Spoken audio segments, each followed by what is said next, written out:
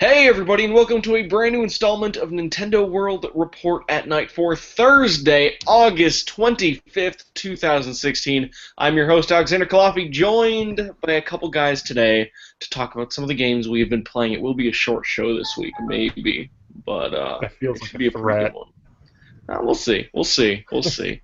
The voice you just heard is one Mr. Neal Ronaghan, director Hey, of NintendoWorldReport.com. hey, everybody. Hey, and we also got Donald Terrio from Canada. How you doing, Donald? I never asked for this. You look just like him. Yeah, it's like a spitting image. I don't know. I'm playing with Adam Jansen. Adam, is that you? Yeah, I fell back in time 20 years and Can we? picked up about 60 You're right. pounds on the way. I know we had plans to lead with it, but as someone who played I think 2 or 3 hours of Human Revolution on 360, Donald, I hear you've been playing the Wii U version. Are you vibing on it? Well, I'm not too far into it. I picked it up a couple years ago when it was $20, and since Mankind Divided came out this week, I decided I needed somebody wanted me to play along with them as they played through Human Revolution again. So I'm about to where I got to last time, and already I'm doing better because I don't blow at stealth now. Yeah, that's what changed. Couple years more of playing the odd action game and being a little bit more willing to reload saves if necessary, because if I get shot to death.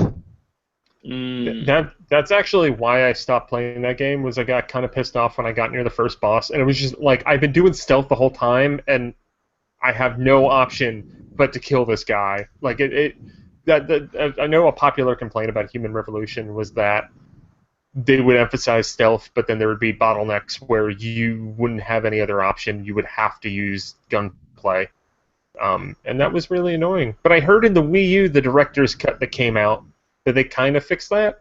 Yeah, I believe there is an option in the director's cut to actually do it instead of a gunfight, you can actually try and talk him into surrendering. Which what does the gamepad gamepad do for it's basically like, as with most this would fit right in on a more powerful version of 3DS. It's basically mainly a map, although you can put the little map on the TV as well. Other than that, it's just the controller I feel the most comfortable with. Cool. So you like the game, Donald? I think I'm liking it more the second time through because I really didn't dig it the first time. I just kind of wish that more people had a chance to actually see this on Wii U, because Square basically put this out, and other versions of the director's cut have gone down to $5 on Steam or PSN or even Xbox Live. I don't think Square knows that you can actually do sales on Nintendo systems now. or sometimes that you can sell certain games on Nintendo systems, as evidenced by the Wii U Virtual Console. Oh. The Wii U Virtual Console is both a triumph and a tragedy, depending on which week it is. Yeah, I'll stand by till the bitter end that I think that the Wii U Virtual Console in 2016 has actually seemed to have some kind of mindful awareness and direction. But yeah, no, before this it seemed like they were kind of shooting in the dark. Because there was that good run where I think it was it took 3 months to have a quote-unquote bad week of Virtual Console to start off the year. Yeah, it's been pretty solid. They went back and did Mario 64 DS this week, which is weird. No, that's cool. It's a better version of that game, right? That game is fantastic, honestly. As someone who I played the crap out of that game when I got my DS, and yeah, the controller or the thumb pad thing that you could use as an analog, none of that really worked. But playing it on 3DS, that was something when I got my 3DS and had the circle pad and could play DS games with it. I played Super Mario 64 DS, and I feel like a lot of my issues with the analog stick kind of went away. It still wasn't perfect because it was still a game designed for a D-pad, but I think especially on the Wii U Virtual Console, that's a pretty cool way to play that game. And it's a substantial remake. Yeah, Basically, at this point, the way 64 DS plays, you throw in that analog stick and you're basically playing it like 3D World, No. Yeah. and nothing wrong with that. So should I play Human Revolution though, Donald? It's because I never have, and I have it on PlayStation Plus, but I have like a million other games on PlayStation Plus. Well, if you're like me and planning on bailing on PlayStation Plus soon, yeah, you might want to play that. I Yeah. already did that. My PlayStation Plus expired this month, and I realized that I haven't paid attention to any of the PlayStation Plus releases in months. So I'll probably be really pissed off when I like boot up my PS3. I'm like, I don't have access to this game, damn it. But for right now, I don't miss it at all because there hasn't really been anything on PS Plus that has struck my fancy in months. PlayStation Plus has been pathetic for the last year, Yeah. which I'm only saying because Xbox One, like their games with gold, has been excellent. Yeah, no, that I have. Like, I'm back now that I have the Xbox One. I'm getting games of gold, and I feel like each month I'm getting. There's so they have 4 games, and I feel like there's always one that I'm interested in playing like right now, and there's like 2 that I'm like, and the other 3 are games that I'm like, oh, like I played that back on the 360, like good to have a copy of Dead Space, Right. or it's something like Banner Saga 2 where I don't want to play it right now, but like cool, I have that in my back pocket. Right. Yeah. Yeah, I've heard very good things. although Alex, this is the month that PS Plus gave PS3 players Yakuza 5. Yeah, which means nothing to me because I bought it the day it came out. That might be the last game I pre-ordered. Was Yakuza 5 on the PlayStation Store because it gave me a free theme, and it's not a good one. Yeah, that's all I wanted to say. Donald, what else have you been playing this week? The other thing I'm playing is actually something I'm trying to review, but for various hard locking the system reasons, I'm not sure that I'll be able to. So that's the Windjammers clone, right? On Yeah. 3DS. Power Disc Slam, which I That's still need really to go. sad because I want more Windjammers shit in my life. And the Yeah. fact that Power Disc Slam seems to be shitty is really disappointing. Yeah, I think the most depressing thing of all was I think I might be the only person so far who's actually paid money for this game because I spent a good hour earlier trying to get a game online when I had some free time at work, and nope, nobody connected. That's why whenever I hear, like, I think, what was it, people got mad at the Hive Jump developers for not including online with the Wii U version of that game. I don't know if I can get too mad at indie game devs for being like, we didn't bother putting in the online version for the system that's not selling that well. Because, like, why put all that effort into testing online if, like, 5 people are going to use it? Yeah. Yeah. My other chief complaint with the game is that there are ways to do really funky curvy shots with it because you're basically you're trying to fling the disc up against behind your opponent and up against a wall to score points. There are supposed to be curve shots, but it says to arc the circle pad, and I have no idea what the hell that means. That would be like a semicircle, yeah? You know. I think so, Arc. but yeah, but I haven't been able to do anything more than like a fastball on occasion. I'm having a lot of trouble throwing curveballs in this game. But yeah, that's disappointing. I remember hearing about Power Disc Slam a couple months ago and being like, oh, maybe that could be a fun 3DS game. And yeah, everything I've heard about it, and I haven't even really talked to you that much about it, but from other people, it sounds like it sucks, and that's disappointing. Yeah, it's mediocre. And like I said, it's already hard locked my system twice. So if it does that one more time, I'm just gonna punt it completely. Sure. And anything else you've been playing, Donald? Not really. It's been work has been crazy as of late. So a lot of my time during the day is taken up by doing that instead of having a free moment to play something on 3DS or whatever. Sure. Well, going into the chat, do you guys think we will have any new gold rewards for my Nintendo? I still have 120 gold coins to spend. I've spent none of my coins. I have like 1,000 plus platinum at this point, and I'm holding out for something good, but I think they're just going to expire. Yeah, I think my Nintendo's a bag of garbage. It's horseshit, Neil. It is okay. horseshit. I will give them one thing. Really enjoyed Twilight Princess Picross. Like, that was cool. Everything else is hot garbage. It just discounts for shit that I already own. And like bad discounts. Yeah. And I understand that like right now we're kind of in like like I don't think it's listed as beta, but it might as well be because the only game that it's really tied to is Miitomo. I think there might be like another game, like maybe there was like a concept game or something in Japan that's also tied to My Nintendo in some fashion, but like I get it that like this is kind of like beta phase for My Nintendo. Maybe they should have listed it as a beta because nothing really interacts with it. I hope that when that Animal Crossing and that Fire Emblem mobile game come out and hopefully interact with My Nintendo, that they actually make it worth my time to even bother with those stupid coins.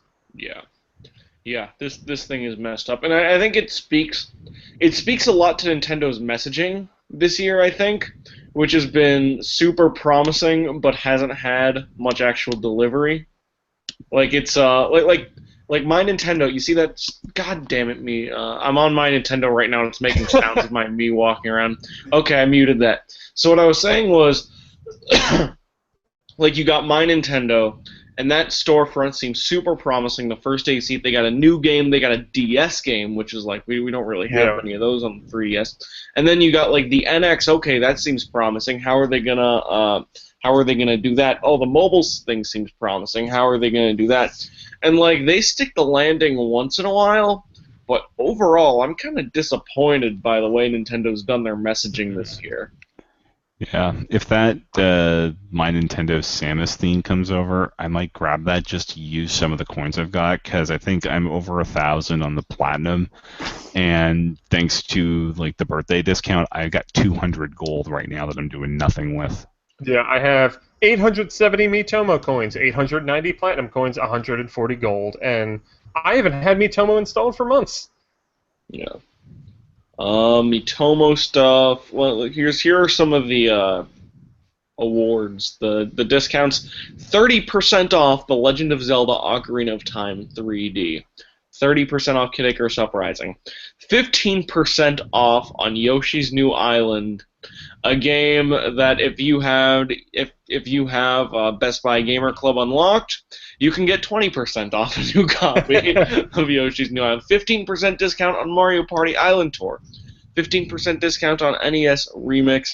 15% discount on 3D World and Wii Party U. Some of the software.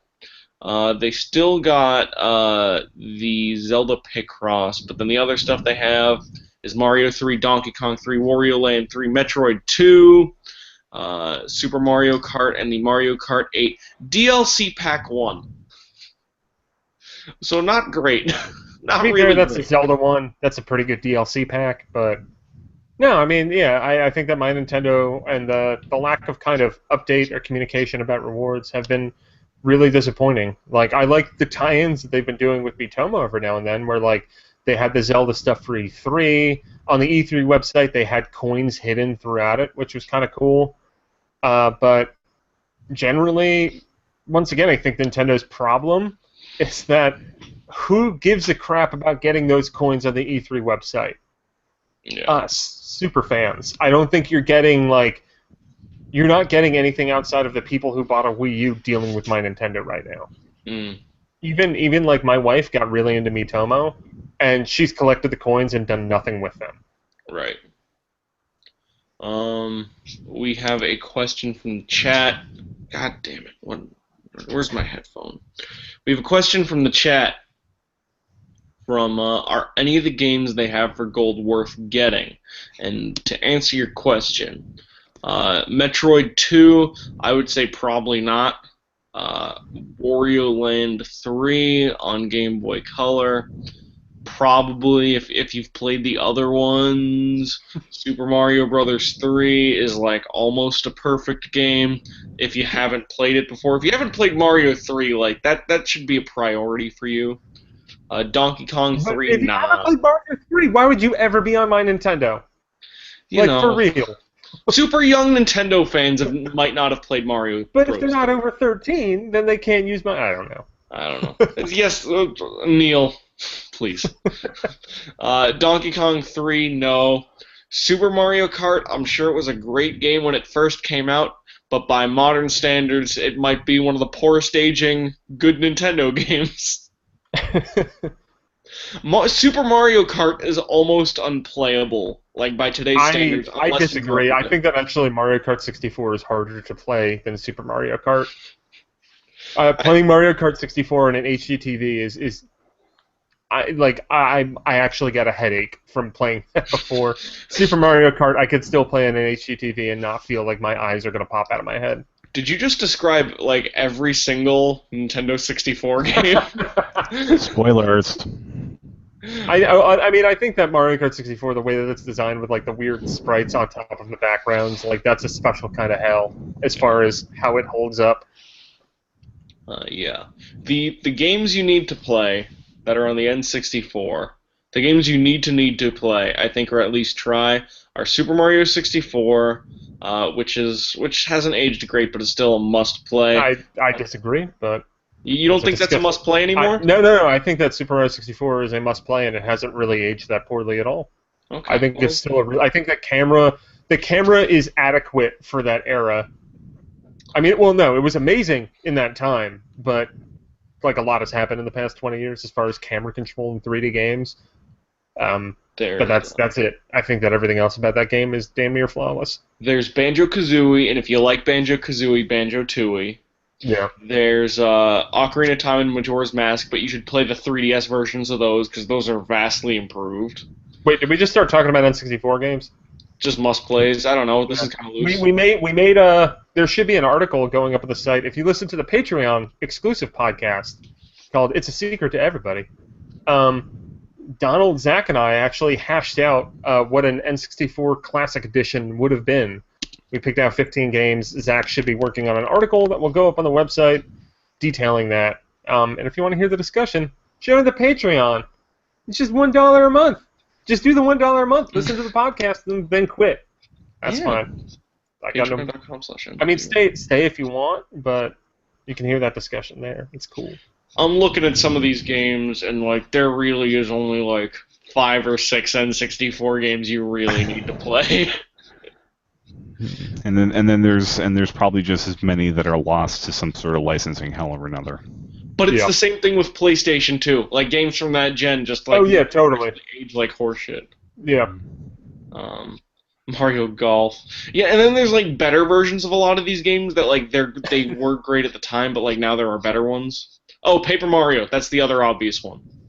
And Pokemon Puzzle League, Pokemon Snap. Pokemon Snap can be like finished in like an hour and a half, but is that an awesome hour and a half or what? It's a pretty good. Well, if you were a kid, like that's actually not an easy game to beat if you aren't good at video games. Yeah. The South Park game, huh? I have a soft spot for Chef's Low Shack and South Park Rally. That the first-person shooter one is absolutely horrendous. But it's a very bad Turok reskin. It plays like a Steam Early Access game. South Park Rally is this weird racing game that like somehow, like the roadmap for making a kart game on the N64 was written with Mario Kart 64, iterated on with Diddy Kong Racing, and it's like the people who made South Park Rally was like, well, we can't fucking do that again, and they just had like it's like these weird point-to-point things where like you need to like collect things and bring them around, and if you drop it, then you have to turn around. And I managed to like I sat down with a friend because I had this free time in middle school. We 100%ed the shit out of that game. But it's not a good game. But South Park Chef's Low Shack, if you want to see the origins of Renegade Kid, that was Jules Watson was a producer on that game. Oh. And there's also Star Fox 64, and then Super Smash Bros., which I'm not even sure if that's even a must-play if you're someone new. Like, if you're not concerned with like playing the Nintendo Legacy and you're just interested in playing the best games, you could probably skip Smash Bros. But also, I would recommend it. It's interesting. You could come up with 10. You could come up with about 10-ish must-play games for the N64, I think. Like, now that I'm looking at a list, about 10. Conker's Bad Fur Day, Chariot Goblin just mentioned that in the chat. I think that game holds up decently well. Was it good? Even if all the references are all dated. Yeah. There's a big Matrix finale That's Saving caring. Private Ryan parody in there. Yeah. Perfect Dark and GoldenEye were great too, says the RZA. I agree. Perfect Dark and GoldenEye were great too. Yeah. Um, I think that yeah. Perfect Dark holds up a little better than GoldenEye. I actually think that if you want to replay Perfect Dark, get an Xbox 360 or an Xbox One, because that Perfect Dark XBLA release is basically like the N64 game, but running well. Yeah. Yeah. Sure. And then that's it for Donald. You know what? I'll go next. I've only been playing a couple things, and we've talked about Tokyo Mirage Sessions quite a bit. But I am deeper into Tokyo Mirage Sessions. It's real good, isn't it? It is very good. I am about 20 hours deep. I'm in Chapter 4, which is the one with Quentin Tarantino knockoff. It's Quentin Tarantino, I think. Yeah. And he doesn't act like him at all. It's just a weird... And he's like, he does these weird comedy action things. And all his movies are loved by everyone. That game is really fun. It's fun to play mechanically. It does a lot of really creative stuff with the writing and the characters. Like the whole J-pop thing is actually an amazing premise. It's for a somehow... video game. It's way more endearing than I ever expected it to be. You think about that first trailer that Bill Trinan introduced after the game was revived, and you're like, what the fuck is this? Yeah. And you don't even know it's the Shin Megami Tensei until at the very end, really. Or at least, like, you're like, is this that game? No, it can't be. And then you're like, is that protagonist Marth? But it's not. But now that, like, I've played it, I like the game a whole lot. My one problem with it is that this game kind of has a bit of a rhythm, but it sticks to that rhythm more rigidly than the Persona games do. Like, for instance, Tokyo Mirage Sessions is story, dungeon, story, sub-stories, story, chapter, story, story, chapter, story, story, chapter, story. Like, it fits, like, it feels like everything falls into a super rigid rhythm. Like, in the Persona games, I think having things go day by day breaks up that monotony a little better. But in Tokyo Mirage Sessions, the game's not repetitive, but the structure feels repetitive, if you know what I mean. I get that. Yeah. That didn't bug me too much, but I definitely get what you're saying. It's the only real flaw I have with the game, which is basically the result of having a Persona game but having everything stripped down. Yeah. Is that you end up with that structure. What I do like a whole lot is that there is way more Fire Emblem in this game than you would think. Yeah, it really kind of develops more over time. Like, I remember when you wrote that preview from PAX East where you're just like, there's not that much Fire Emblem in the game. And I think it was Seren made the comment about how, like, just wait until you get to the back half. And I was like, wonder what that means. And then I got to the back half of that game, and I'm like, oh, that's what that means. Yeah. Like, it starts off super Mega 10 and Persona, and then really balances out near the end in a really neat way. Right. Well, some of the other stuff you have is you have some weapons damage, horses, flying guys, armored guys, dragons, wyverns, whatever, which is a Fire Emblem thing. You have the entire weaponary triangle of axes, swords, lances, bows, and then you also have the characters. And I don't want to spoil anything, but I just got the little girl, and she is amazing. It's like, it bothered me a little bit where it was like, okay, another J-pop girl who they don't really develop at all, like, fine, whatever, like, But then she has the Berserker class as her Mirage. It's a great fit. And she's carrying this giant... It's great. It's great. The axe is bigger than she is. Let me ask you this, Donald/Neal, and this is something. I have expectations about where that last slot in my party is going. Will it go the obvious direction? Yeah, I think. Yeah. It's, you know what, like, yeah. Yeah, I mean, it's, probably. yeah, no, I think without getting like into spoiler territory, I remember when I was at that point in the game that you are in, where you just get the girl. I'm like, oh, there's one more space. Oh, it's probably gonna be that. And then it was. Yep. This game, I don't even know if it's a flaw or something comforting. This game uses so many tropes, and I don't know if it's lazy game design or they're doing it intentionally. After knowing who the director is, who like did Radiant Historia, which is friggin' fantastic, I would like to think it's more intentional. But you know what I'm talking about too. Yeah. Yeah, because Radiant Historia was like a really solid game story, dealt with time travel in a really neat way. They should make a Radiant Historia too, but It's Maybe they are. Who knows? maybe. shut up! Don't promise something you can't back up, Donald. Tokyo Mirage Sessions. It's a nice, light, fluffy summer game. Like, if you want, like, a summer JRPG, like, that's your game. Dude, it's Summer Jam, the RPG. It really is. Yeah. Yeah. Although the other thing is that, like, because I'm getting to what I think is, like, the 40% mark in the game, which sounds about right, Donald? Yeah, pretty much. Yeah, the 40% mark. I'm getting the vibe that this is like the other Persona games, where it has a super stiff difficulty part in the first 20%, and then it just becomes pretty easy for the rest of the game. I would not say that. I'd say There you're are some spikes near the end. Yeah, Okay. you're treading pretty close to one actually. Okay, but there is some coasting where I'm at too, right? Oh, totally. There's, Yeah. I mean, that's part of that repetition with that game is going to a new area, like getting your shit wrecked, and then slowly getting more powerful and getting new weapons and stuff, and then destroying every random enemy that you come across. Mm.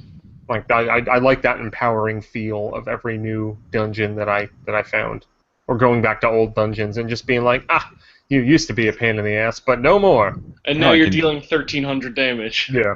I've seen somebody playing this game who's gone back to an old dungeon and started doing about 6,000.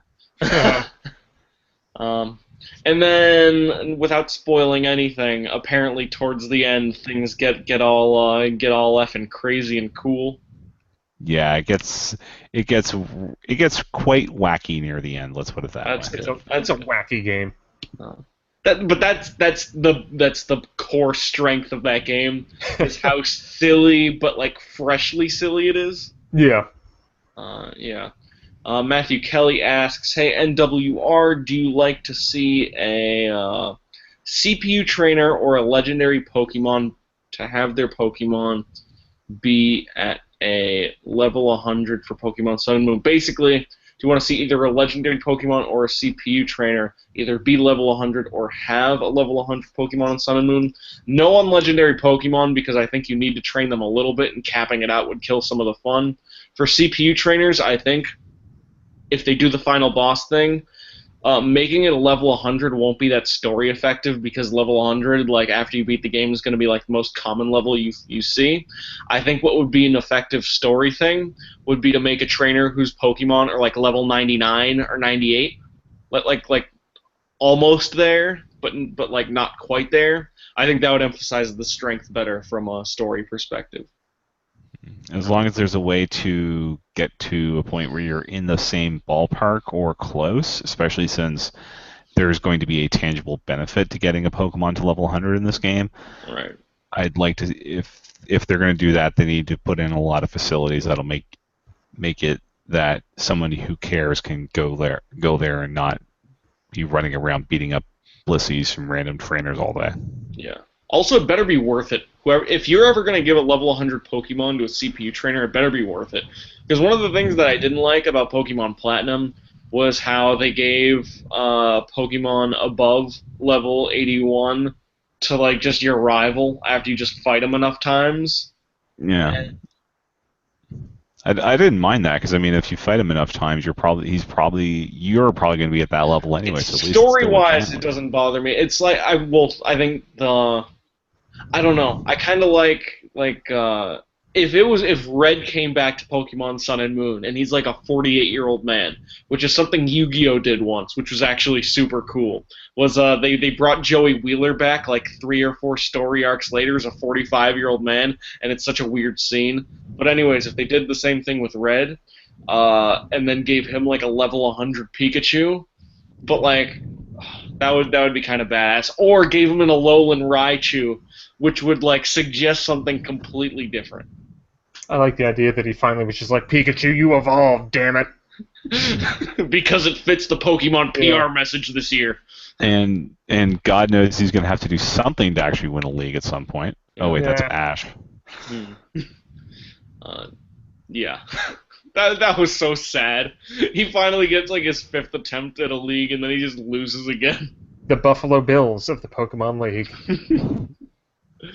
Yeah, and then the other game I've been playing was No Man's Sky, which I played for 20 hours and then stopped. Did you like reach the end? No. Okay. Here's the structure. Well, you know the structure of No Man's Sky. You get a base ship, you got to build the ship, and then you can go further. You can go more light years as you make a bigger warp drive or whatever. But it's that whole thing. To actually do it properly, you would need to get the biggest warp drive, which I ended up doing, and then you would need to warp something like 200 times, which is not like so easy to do, because it takes, even if you're good at it, it probably takes a good 7 to 10 minutes to actually like get 5 warp drives. Yeah. So it's like you basically have to grind for an enormously long time to get to the center. And I saw a video of what happens at the center, and I'm not gonna spoil it, but like, oh, no.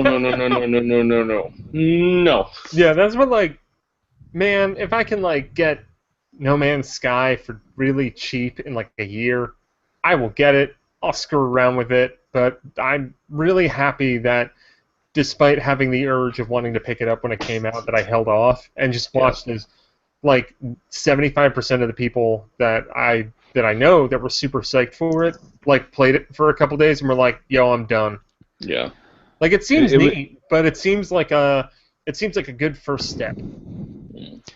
It seems like something that's going to be free on PS Plus eventually, because seeing its PC user base basically do that over a 2-week period, it went from 110,000 to 10,000, I think, since release, active players.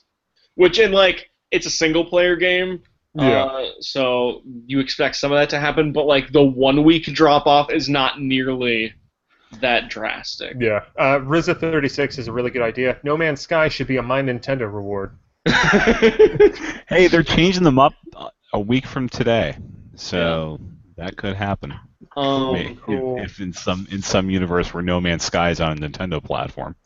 Yeah, I think the loop that everyone complains about because it's just a survival crafting game, they're right in that it's kind of shallow, but it's also like kind of that addictive grind that I kind of enjoy sometimes, even though it is just filling up bars to fill up bars to fill up bars to fill up bars. I'd rather just play a clicker. Yeah. Adventure Capitalist is on PS4 now. You can just, if you want to watch bars fill. Tap Tycoon was pretty good. I was like really into that for a week and a half, and then I deleted it.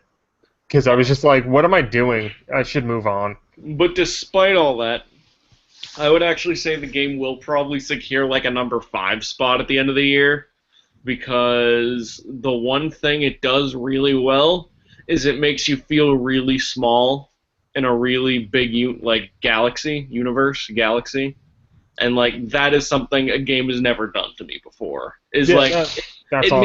makes you feel like as a person, like, it made me come to terms with that in real life. Like, actually, no, wait. Everything we do here might be super insignificant, like, no matter what, like, value we personally bring to it. What we're doing right now is very insignificant.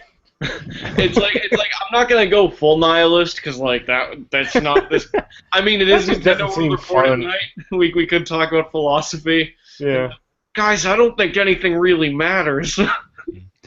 But I took an existentialism and phenomenology class when I was in college, and that was probably also near my peak of doing illegal things when I was in college, and that was a bad combination. Like, why am I here? What's the point of everything? Yeah, no. We're not going into that territory necessarily, unless the people in the chat wants to. Yeah, we can put it to a vote. Hashtag Sartre. Hashtag nothing matters. Basically, what you're saying is that No Man's Sky. I forget who said this, but they basically said it's 1,000,000 miles long and an inch deep.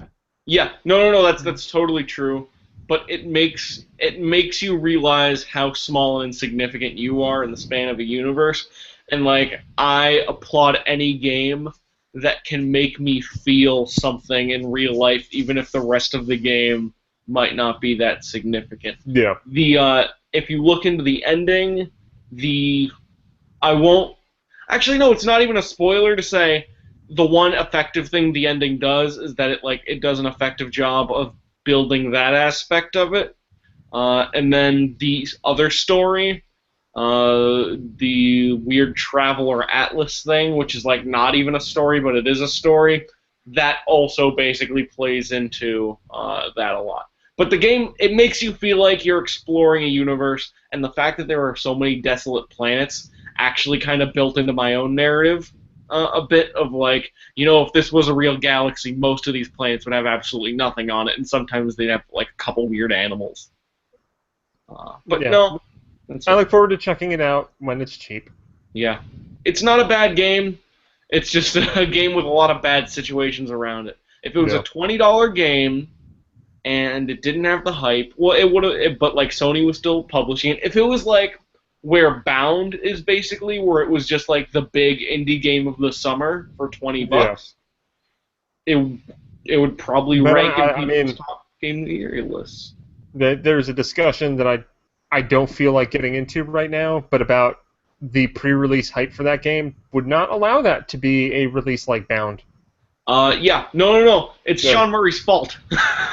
I mean, I won't go that far. I think it's... Sean Murray's earnest dude who made a lot of mistakes. And a lot of money, probably. And yeah. If Sony came to me and was like, we're going to give you a lot of money, it's going to be a $60 game, you're going to be at 2 E3 press conferences, let's go. Like, yeah, you signed that deal. Like, I would hope that Hello Games, like, through No Man's Sky, like, everybody that, like, the 15 people on that team should be set for life, I would hope, or very comfortable and happy and able to do whatever the hell they want with their next game. Yeah. Joe Danger in space, let's go. Yeah. Space Journey. Joe Danger's Sky. But Joe Danger is a pretty good game, though. By the way, Joe Danger is like you ever play those demos on like PSN or Xbox Live where you never buy the game but you play the demo for like 20 hours? That's Tony Joe Hawk's Danger. Pro Skater. Joe Danger and Just Cause 2. Just Cause 2's demo is incredible. I played it like maybe 20 times. Dude, it's everything good about that game in a demo. Like I played the full game and I was like, I think I just want to get rid of this and play the demo again. Because it's everything that I like about that game in a demo. And then you can find out on YouTube how to glitch out of the map, and then you can like play on their weird like 3D models, and then it's even better. Right, but I am still interested in hearing about space games, but I think they need a little bit more to do. Neal, can you help me out here? What about Madden? Yeah. Yes. Yeah, so I've been playing a lot of the new Madden. Almost an embarrassing amount. Like I've probably put 15 to 20 hours into Madden over the past 4 days. But Madden's really good this year. I guess trying to talk about this in a way that you guys would actually give a crap about it. So like 2 years ago, Madden was on a streak of like acceptable for me as a hardcore Packer fan, but not really terribly good games. Like I feel like if go back and read my review of the last Madden game to come out on a Nintendo platform, the launch Madden game on Wii U, I think I gave it like a 7. I played the hell out of that game, but it had a lot of issues, and I feel like that's representative of what Madden's been like up until last year. Last year it was really, really good. They cleaned up a lot of the issues that I had with it previously. This year they managed to make it even fucking better, and it's great. in a way that I think makes it probably more approachable if you're not as into sports. It really does kind of drum up the RPG-like aspects of playing the game. Makes it easy. It's just like way more user-friendly. Like before, a lot of my way of getting around the game would be because I've been playing Madden games for the past 20 years. This year, it's like they do just an expert job of being like, this is what you can do right now. You can like upgrade your players, you can practice, you can play a game, negotiate these contracts, stuff like that, in a way that kind of, it almost like resembles like a quest log. And then the game itself, like, I like it because the defense feels a little smarter, because I used to have like a couple plays that would be my money plays that like I would use 4 verticals, and there would be a dude crossing over the middle of the field that would be open every single time I used it. But they actually did things to like make the AI and the defense smarter, so that way I can't just abuse the game and use the same play over and over again until I get bored. But yeah, I've been having a ball with it. Is there a story mode yet? No, they don't. Well, they always have these things where they like. I think it's since it went to Xbox One and PS4, they have these moments that you start off the game that like highlight the new shit in it, and like the past 2 have been like rematches of playoff games where it's like, oh, it's the Panthers and the Seahawks. You're playing as Cam Newton. Can he avenge his loss to the Seahawks last year? And it's like these really like exciting moments that they're like trying to be like, oh yeah, like we have a new passing feature, or like new things to do with receivers. Here's Antonio Brown from the Steelers. This year, they decided to highlight the stuff by like, you're playing as the Los Angeles Rams. They're in the playoffs. I don't know if you follow sports too much. It would be a fucking miracle if the Rams make the playoffs. Also, they're hosting the Redskins. There's no holy fucking green earth where 2 teams from the NFC East make the fucking playoffs. Like, let's get real here. This is super unrealistic. Well, I can't believe it. I don't and follow... with that, I look forward to like the Redskins and the Eagles both going 12-4. Like, I was gonna say, but I love how they have Redskins.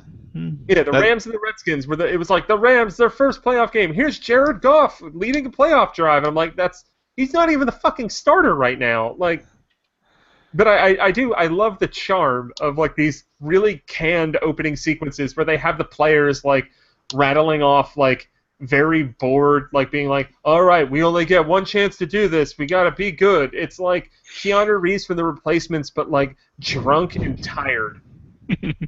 Which he might have been in that movie. I don't know. Probably it's Keanu Reeves. Yeah, I wish Spike Jonze just went to like every sports series and made a story mode. That'd be really Spike cool. Lee. Yeah, or Spike Lee. Spike Jonze could probably make a good story mode too. Well, he tried that once, and he tried that once or twice in the NBA 2K series. I think it was last year's NBA 2K. And it was like it was supposed to be fucking embarrassing. Yeah, I think that's a Plus game now. So really? If you guys still have PS Plus and you want to see that dumb story mode, I think that NBA or it was either Plus or Games with Gold. I'm pretty sure. I think it was Plus. It was Plus. Yeah. Yeah, it was Plus so during the NBA Finals. Yeah, if you want to see that really dumb story mode, you can. We got a question from Jesse Estrada. Guys, would you accept a subscription service on the NX like the PS3? Yes, and I think if Nintendo's going to get serious about online, that will be the way they go.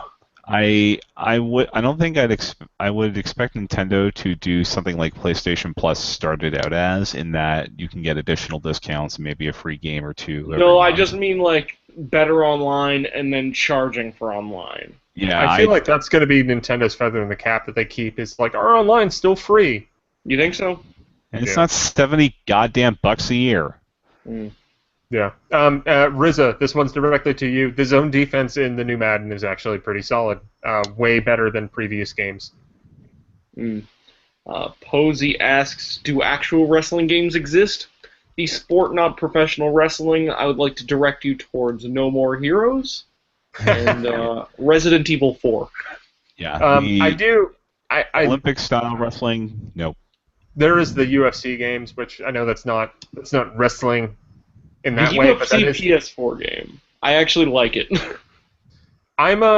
What is that? The EA one? That's the new one that came out like a couple years ago. Okay, I think I have that on EA Access. I might actually check that out. My brother started getting into MMA, so he's just like, we should play that game. And I'm like, all right, I can download it. It has like the rumble on that game, it nails what it feels like to punch someone or like to punch something. Like the rumble feedback is like you're gonna know exactly what I'm talking about when you play it. You're gonna hit someone in the face in that game, and it's gonna feel amazing. That's the one great thing the game does. And it has a great character customizer, and you can unlock Bruce Lee. All right, yeah. No, I'll download that right after this. I'll go back into my Madden game. I'll boot out quickly, and what I'm gonna do. But I've been playing other games other than Madden that actually have something to do with Nintendo. I played the new 3DS eShop game from The Legend of Kusagari, which is this weird. It's like a top-down Zelda game style, but it's these little bite-sized time attack missions where you're just cutting grass. It's a $5 game. It feels like a $5 game. It looks like a $5 game. It sounds like a $5 game. And there's like 50 missions. I'm about halfway through it. I think I'm at like mission 26 or something. And there's definitely some like nuance to using your grass cutting skills in the most efficient manner, but that's kind of all it is. Just cutting grass. And I've been playing a lot of Metroid Prime Federation Force still. Yeah, you like it. You like it. You're one of the guys who likes it. Yeah, one of like the 8. I don't know. I think there's more of us than I expected. My review is in the latest issue of Nintendo Force magazine. Nice. So before it came out, the guy who reviewed it for Nintendo World Report, John Raridan, who NWR TV guy extraordinaire. We were playing it before release, and we were like, are we going to be on an island with this? Fortunately, we weren't on as much of an island about this game. There are other people that also enjoyed it a lot. I think it's a really fun mission-based shooter. Maybe not as Metroid-y as people would have hoped, but I think that there's a lot of elements in that game that felt like a Metroid game to me. And I really, really enjoy it. And like replaying missions is fun. I like the mod system. I like the weapons and coordinating with people and teaming up to take down bosses and doing really efficient runs through missions to get 3 medals. And yeah, like Federation Force just rocks. Who should buy this game? Like, who is this game for? Is it? And that's not me like asking specifically for this. I'm talking about as someone who's like not necessarily against Metroid or a big Metroid fan who would probably be playing the game himself. Like, is the game good enough that there would still be me at $40 for this? That's a tough one, and I'm also like super skittish about this because I'm like a lot of people were just like, I'm gonna buy it because you were really positive about it. I'm like, oh shit, what if they don't like it? They're gonna kill me. I have no expectations. Like I just look at it as a video game. Yeah.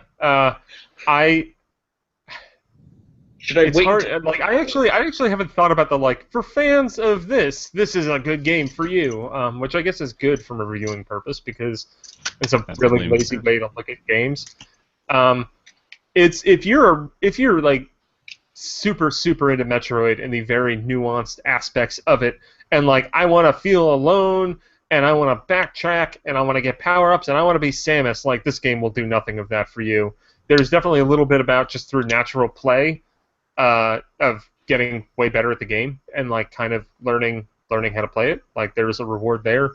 It does the fun Metroid Prime thing where you get near the end and like the last couple minutes, there's like 3 missions near the end, so you're on 3 different planets, and it does that Metroid Prime thing where you're like, we're right about to fight the final boss. Now go back to all the places you've been to before and go on these really long fucking like backtracking quests, which I thought was a really nice touch because it made me feel like it was a Metroid Prime game.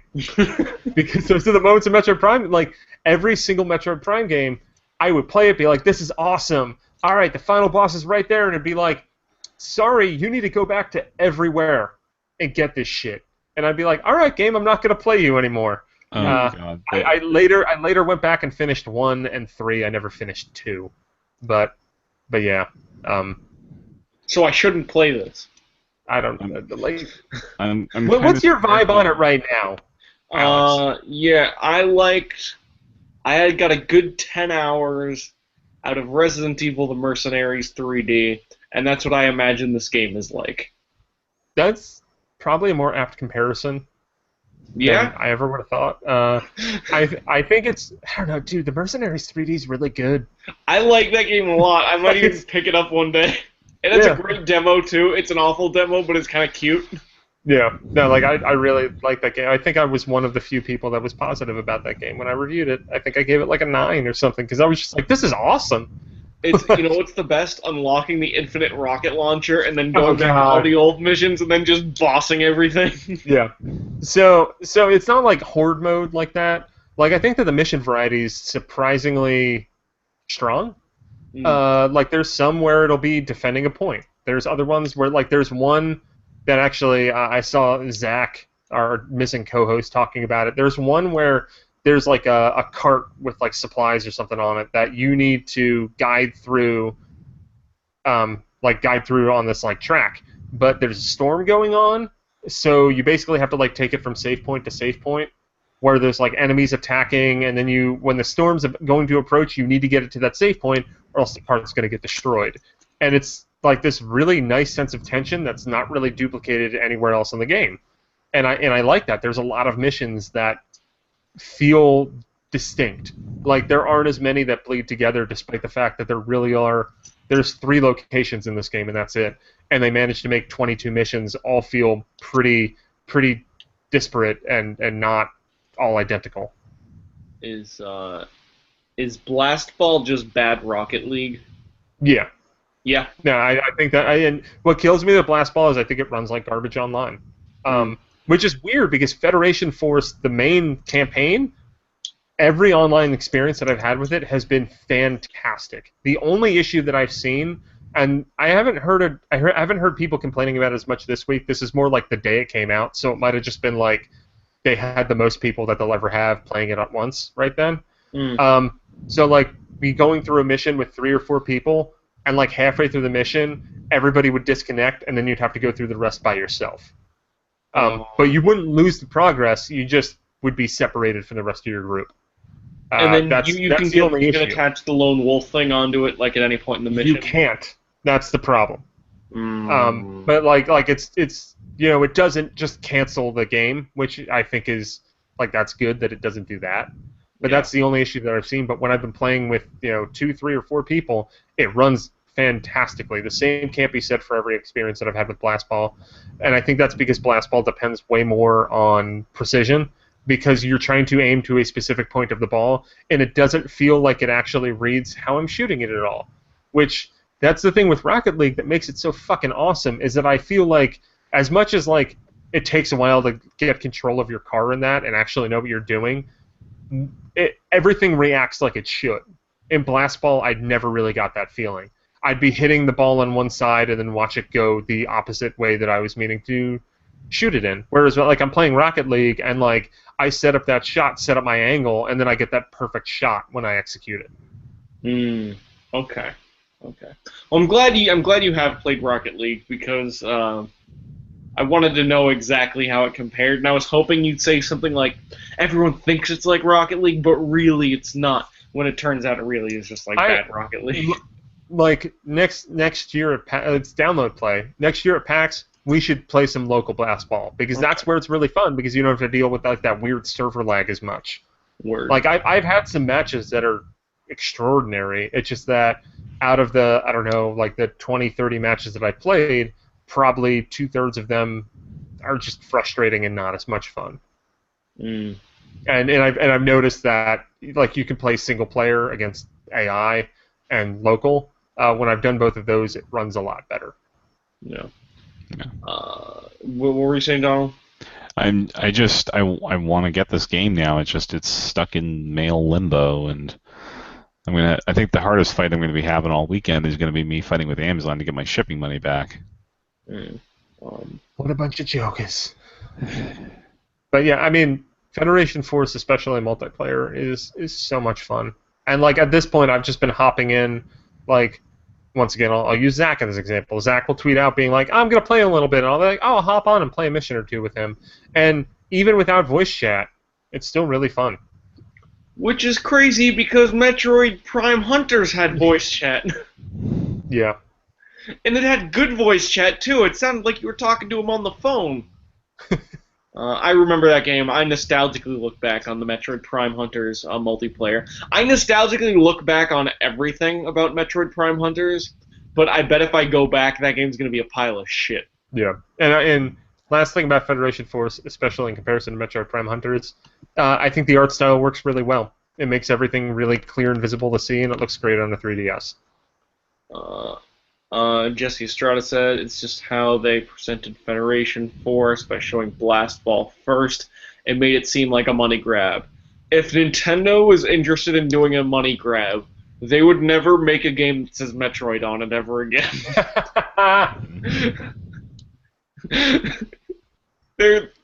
There's a Metroid audience. It's just not big enough to justify a Metroid game. And I guess...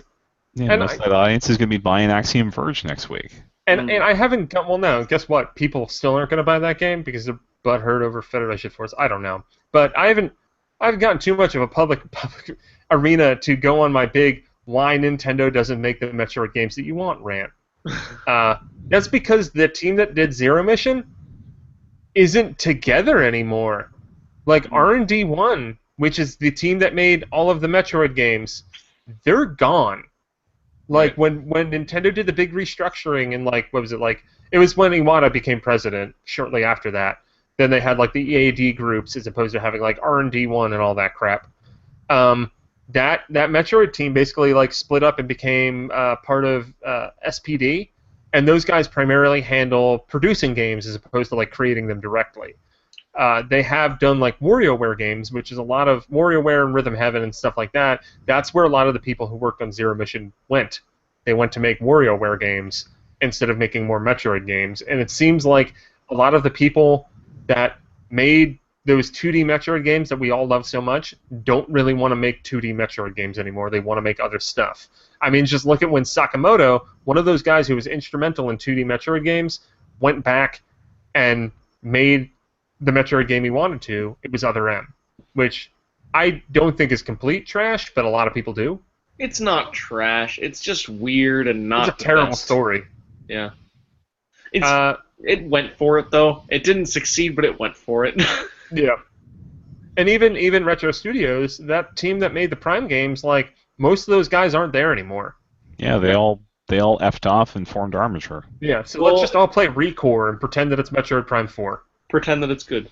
Yeah. Did you? I'm actually really hopeful for Recore. Did you guys play Blackgate at all? Was that good? It's got issues, but I enjoyed it a lot.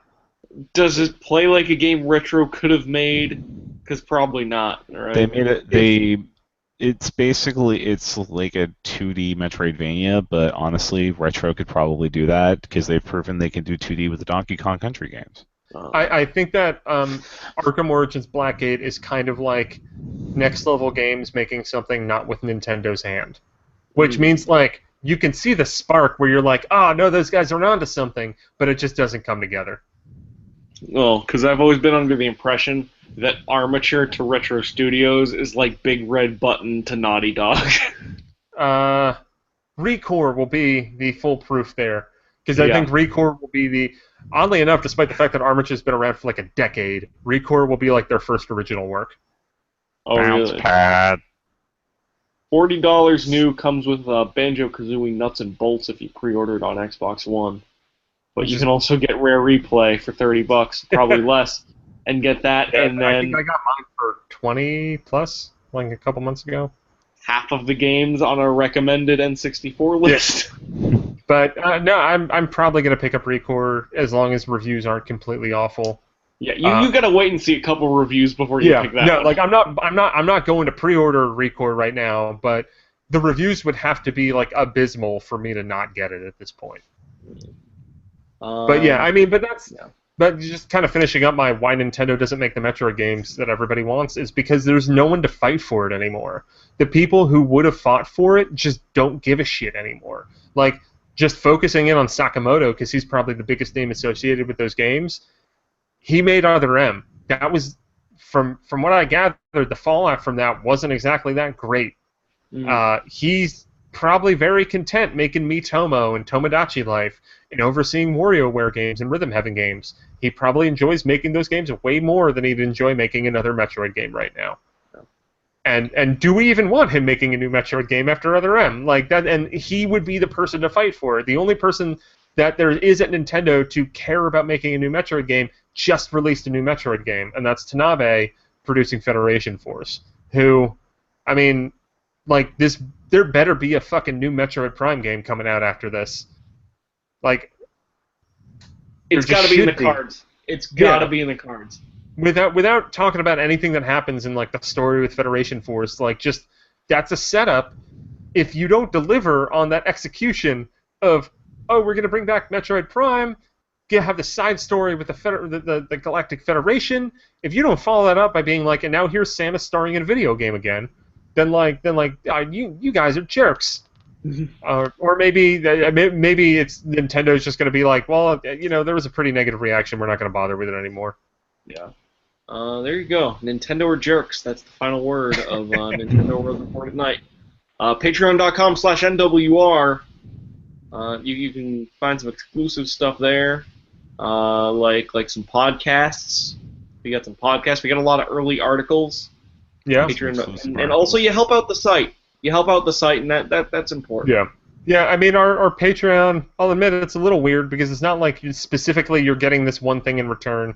I'll just say that the existence of the Patreon and the support that we've gotten makes it so the site doesn't have to worry about making any hard decisions in the near future. So that's awesome, and we will try to give back to you, the patrons, as much as we humanly possibly can, as people doing this with virtually no budget for fun.